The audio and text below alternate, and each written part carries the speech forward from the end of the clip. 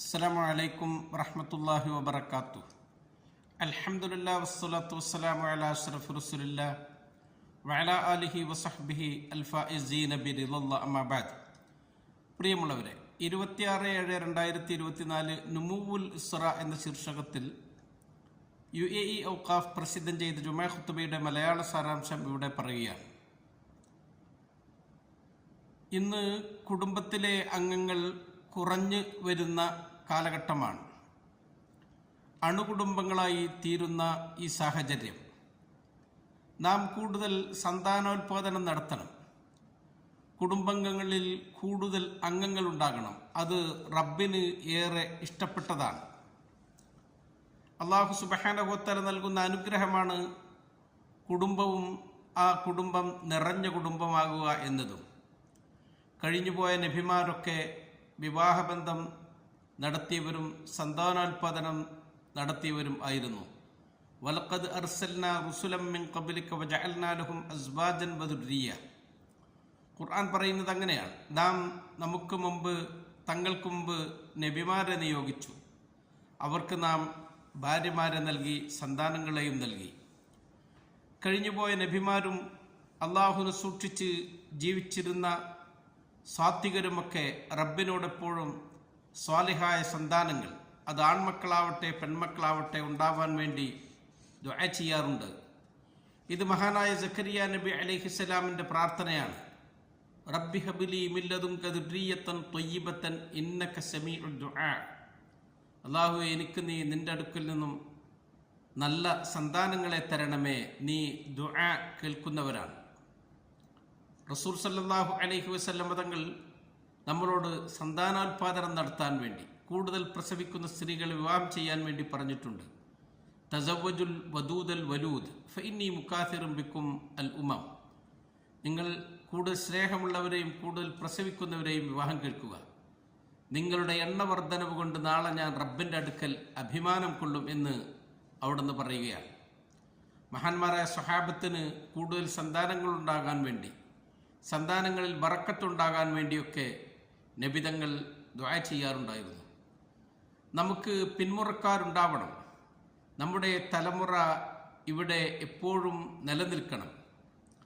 അത് നമുക്ക് റബ്ബിൻ്റെ അടുക്കൽ വലിയ അനുഗ്രഹമാണ്.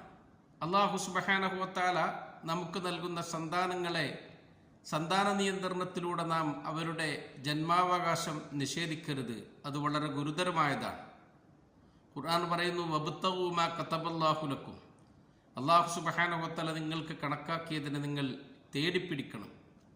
അഥവാ വൈവാഹിക ജീവിതം കൊണ്ട് ഇസ്ലാം ലക്ഷ്യമിടുന്ന പ്രധാന ഒരു കാര്യം നമുക്ക് മക്കളും പേരമക്കളും നമ്മുടെ തലമുറ ഇവിടെ നിലനിൽക്കുക എന്നതാണ്.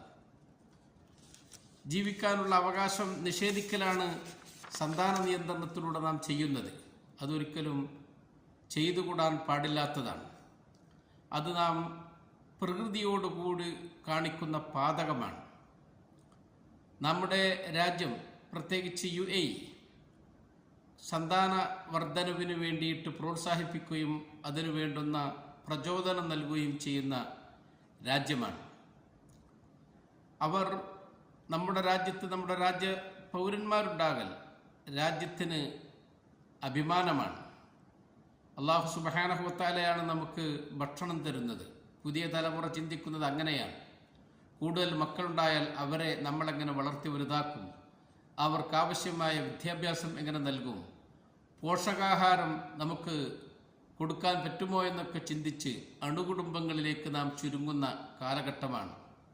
അള്ളാഹു പറയുന്നു, നഹ്നു നർസുഖുഹും വ ഇയ്യാക്കും. അവർക്കും നിങ്ങൾക്കുമൊക്കെ റിസ്ഖ് നൽകുന്നത് നമ്മളാണ്. അള്ളാഹു ഈ ഭൂമിയിലുള്ള മുഴുവൻ സൃഷ്ടിചരാചരങ്ങളുടെയും റിസ്ഖ് ഏറ്റെടുത്തിട്ടുണ്ട്. നാം നമ്മുടെ മക്കളെ നേരാവണ്ണം വളർത്തി വലുതാക്കി അവർ നമുക്ക് വേണ്ടി പ്രാർത്ഥിക്കുമ്പോൾ അത് സ്വർഗത്തിലടക്കം നമ്മുടെ പദവി ഉയരാൻ കാരണമാകുമെന്നാണ്.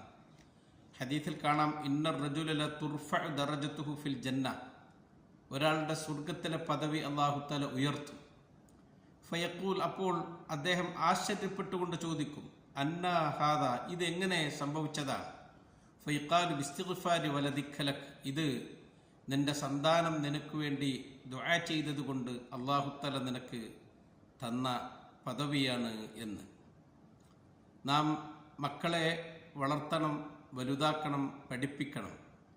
റബ്ബിൻ്റെ പേരിലാണ് നാം അതൊക്കെ തവക്കുലാക്കേണ്ടത്.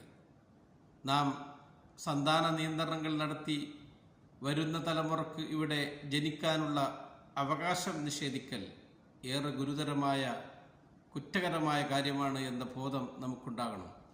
അല്ലാഹു സുബ്ഹാനഹു വ തആല നമുക്ക് നല്ല സന്താനങ്ങളെ നൽകട്ടെ. നമ്മുടെ പരമ്പര അള്ളാഹു ഭൂമുഖത്ത് എല്ലാ കാലത്തും നിലനിർത്തട്ടെ എന്ന് ദുആ ചെയ്തുകൊണ്ട് നിർത്തുന്നു. അസ്സലാമു അലൈക്കും വറഹ്മത്തുള്ളാഹി വബറകാതുഹു.